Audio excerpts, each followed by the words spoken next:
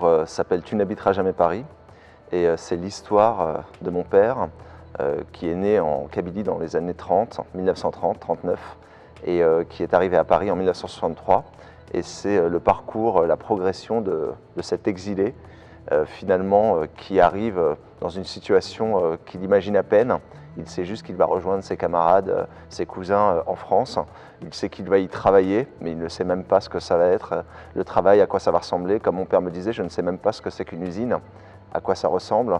Et finalement, c'est le parcours de cet homme-là qui, au fur et à mesure, se construit une vie, se construit aussi une famille et finalement parvient à la fin de cette vie à témoigner de son exil.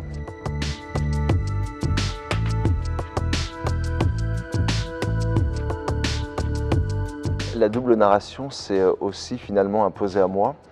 J'ai commencé à interroger mon père et en interrogeant mon père, j'ai eu énormément de matière aussi biographique que je n'imaginais pas, notamment l'enfance dans un village et ensuite l'arrivée à Paris et tous ces moments et tous ces passages que mon père m'a racontés et qu'on a finalement écrit ensemble.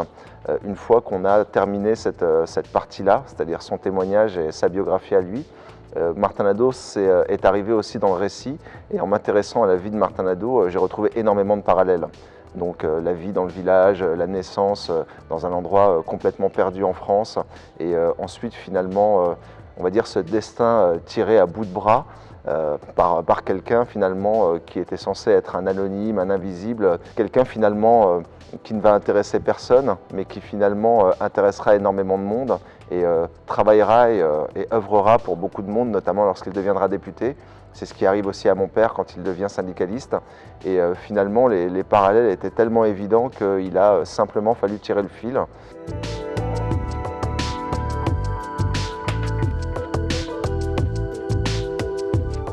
J'ai été très heureux, bien évidemment, mais pas seulement pour moi.